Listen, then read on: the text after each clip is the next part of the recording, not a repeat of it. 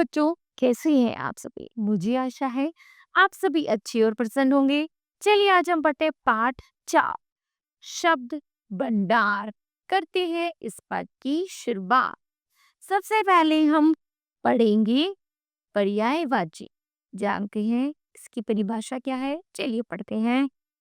एक वस्तु के लिए समान अर्थ देने वाले शब्द पर्यायवाची शब्द कहलाते हैं।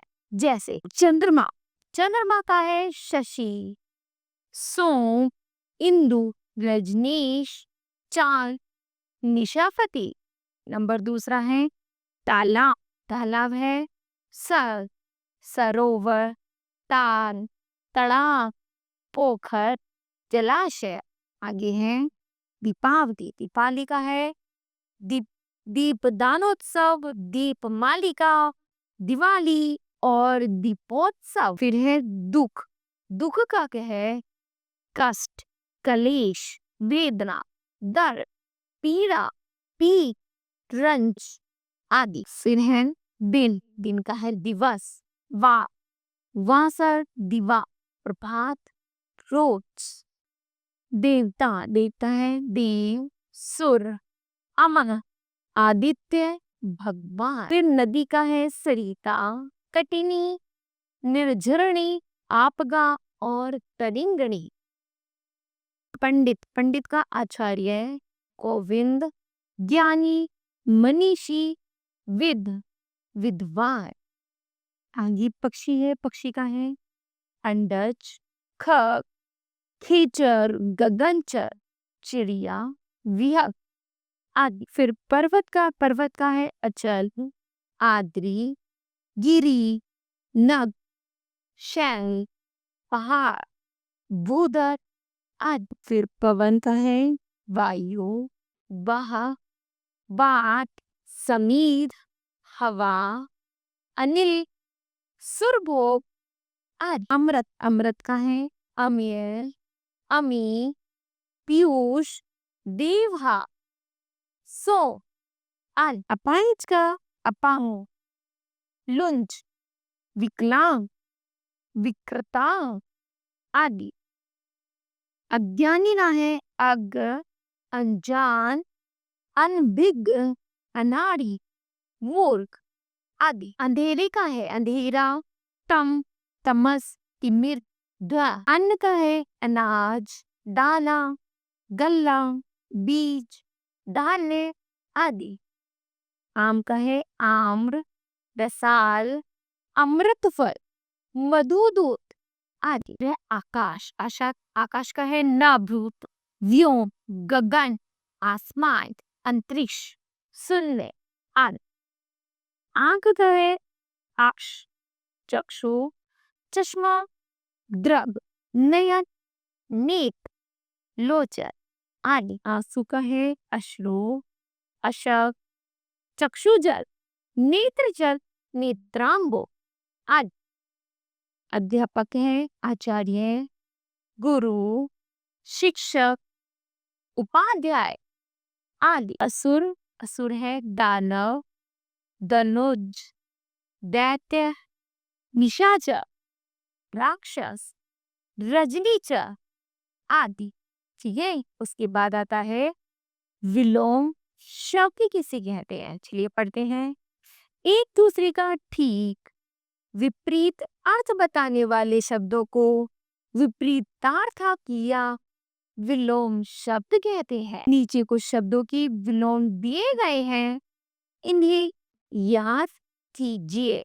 जैसे सफल का है विफल, दुरुपयोग, सदुपयोग, पूर्ण, अपूर्ण, एक, अनेक, मन, तीव्र, रिक्त, पूर्ण, राजा, रंग, यश, अपयश, शीत, उष्ण, प्रेम, घृणा, देह, दानव, कड़वा, मीठा, गुण, अवगुण, चंद, अचर, योग्य, अयोग्य, पराधीन, स्वाधीन। इसी तरह पर्यायवाची है, इसी तरह और विलोम शब्द है श्याक, श्वेत, मंगल, अमंगल, परलोक, इहलोक, नव, पुरातन, खिन्न, प्रसन्न, दाता, अधिकारी, नैतिक, अनैतिक, शुद्ध, अशुद्ध, जड़, चेतर, विजय, पराजय, पर्याप्त, अपर्याप्त, भाग्यवान, अभागा,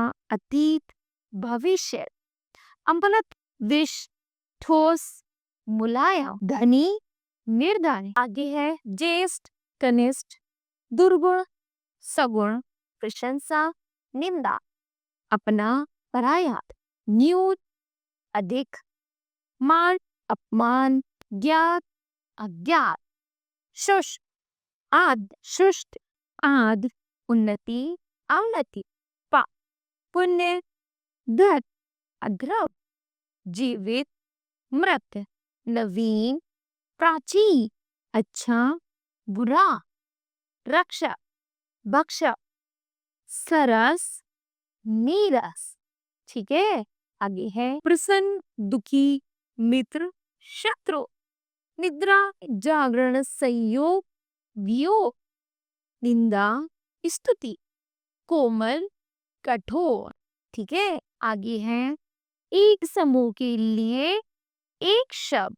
ठीक, भाषा की सौंदर्यता, स्पष्टता एवं संक्षिप्तता को बनाए रखने के लिए भाषा में शब्द समूह या वाक्यांश के लिए एक शब्द का प्रयोग किया जाता है, इसीलिए इसे शब्द समूह के लिए एक शब्द कहते हैं। संक्षिप्तता के कारण भाषा को समझने में कठिनाई न हो, इसके लिए आवश्यक है कि शब्द समूह या वाक्यांशों के बदले खूब प्रचलित या लोकप्रिय एक शब्द का ही प्रयोग करना चाहिए। नीचे कुछ ऐसे शब्द समूह दिए गए हैं जिन्हें एक ही शब्द में व्यक्त किया गया है। ठीक है, शब्द समूह या वाक्यांश और दूसरी तरफ है एक शब्द, अर्थात एक तरफ तो है शब्दों का समूह अर्थात बहुत सारे शब्द और इन सारे शब्दों का एक ही अर्थ है, अर्थात एक शब्द में ही अर्थ निहित है। जैसे जो भय से रहित हो अर्थात निर्भय, जो पूजा करने योग्य हो पूजनीय है, जो अपने देश से प्रेम करता हो उसका अर्थ है देश प्रेमी, जो दिखाई न देता हो अदृश्य, जो ईश्वर को मानता हो आस्तिक, जो स्मरण करने योग्य हो स्मरणीय, जो बड़ा भाई हो अग्रज, जो किए हुए उपकार को न मानता हो कृतज्ञ, जो सब कुछ जानता हो सर्वज्ञ, जो कठिनाई से प्राप्त हो दुर्लभ, जो काम कठिन हो दुष्कर, जो इस लोक का न हो अलौकिक, जो किसी का पक्ष न ले निष्पक्ष, जो कम बोलता हो मितभाषी, जो परिचित ना हो अर्थात अपरिचित, जो समाचार भेजता हो संवाददाता, जो जल में विचरण करता हो जलचर, जो थोड़ा जानता हो अल्पज्ञ, जो परीक्षा में पास न है अनुत्तीर्ण, जो ईश्वर को न मानता हो नास्तिक, जो छोटा भाई हो अलुच, जो किए हुए उपकार को मानता हो कृतज्ञ, जो अनुकरण के योग्य हो अनुकरणीय, जो कभी संभव न हो सके असंभव, जो आसानी से प्राप्त हो जाए सुलभ, जो दर्शन करना चाहता हो दर्शनार्थी, कुछ नहीं जानता हो अनभिज्ञ, जो देखने योग्य हो दर्शनीय, जो अधिक बोलता हो वाचाल, और जो गांव में रहता हो से कहते हैं ग्रामीण। ठीक है, आगे है जो नगर में रहता हो नागरिक, जो न्याय करता हो न्यायाधीश, जो यात्रा करता हो यात्री, जो विदेश में रहता हो विदेशी, ठीक है, आगे है इकार्थी या इकार्थक शब्द। वे शब्द जिनका प्रयोग एक ही अर्थ में होता है उन्हें एकार्थी शब्द कहते हैं। जैसे वे शब्द जिनका प्रयोग एक ही अर्थ में होता है एकार्थी शब्द कहलाते हैं। जैसे वृक्ष, कमीज, कुर्सी, कमल, मेज, मकान, पुस्तक, दीवार, सड़क, लकड़ी, घर, दुकान। ठीक है, आगे है अनेकार्थी शब्द। शब्दों के प्रयोग अनुसार अनेक अर्थ होती है, ऐसे शब्द अनेकार्थी शब्द कहलाते हैं। यहाँ ऐसे ही कुछ प्रमुख शब्द दिए जा रहे हैं, इन्हें याद कीजिए। जैसे अनेकार्थी शब्द है कक्ष, कक्ष का अर्थ है कमरा, श्रेणी, भूमि और कोह। गति है मोक्ष, हाल, चार, दशा आदि। घटका है देह, मन, घड़ा, कम, हृदय आदि। उसी तरह आगे है ज्येष्ठ, ज्येष्ठ का है जेठ का महीना, बड़ा भाई या श्रेष्ठ। तत्व का है मूल, ब्रह्म, यथार्थ, सार। तात का है भाई, पिता, बड़ा, प्यारा, पूज्य आर्य। तारा का है बाली की पत्नी, नक्षत्र, आंख की पुतली या बृहस्पति की पत्नी।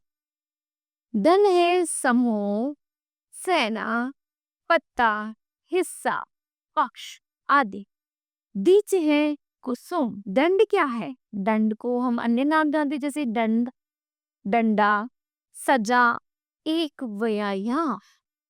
नाक है इज्जत, नासिका या फिर सल। अंक है गिनती के अंक, नाटक का भाग, चिन्ह या फिर गोद।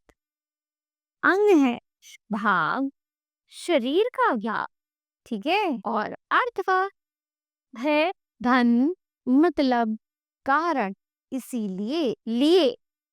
आगे है अक्षर। अक्षर का है वर्ण, ईश्वर, आकाश, सत्य आदि। अंबर, अंबर है आकाश, कपड़ा आदि। आम का है आम का फल, मामूली या सर्वसाधारण। उत्तर है, उत्तर क्या है? उत्तर एक दिशा है, उत्तर जवाब है या उत्तर हल है। उसी तरह कर का भी इसी है हाथ, ओला, किरण, टैक्स आदि। कल है आने वाला कल, मशीन, बीता हुआ दिन या फिर मधुर। काल है मृत्यु, समय या यमराज। काज है काम, कमीज का काज, पवित्र कार्य आदि।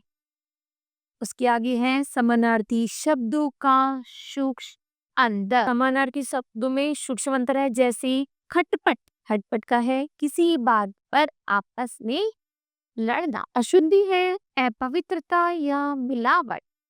भूल है इसमें कर्ता की असावधानी व्यक्त होती है। त्रुटि है कोई कमी। अस्त्र है वह हथियार जो हाथ से फेंक कर चलाया जाए। शस्त्र है जो हथियार हाथ से पकड़कर निकट से चलाया जाए। अहंकार है झूठा घमंड। अभिमान है प्रतिष्ठा में स्वयं को दूसरे से श्रेष्ठ समझना। अनुनय है किसी बात पर सहमत होने की प्रार्थना। विनय है अनुशासन एवं शिष्टता पूर्ण निवेदन। फिर है आनंद। आनंद का है प्रसन्नता का स्थायी और गंभीर भाव। ठीक है, आगे है सुख। सुख का है अनुभूति जो तन मन को भाए, अगव जहां पहुंचा ना जा सके, दुर्गम जहां कठिनाई से पहुंचा जा सके। अधिक का है ज्यादा, पर्याप्त है आवश्यकता के अनुसार। और अज्ञ है जिसे कुछ ज्ञान हो। ठीक है, इस तरह बच्चों यह पाठ समाप्त होता है। मुझे आशा है कि आप सभी को भी यह पाठ समझ आया होगा। धन्यवाद।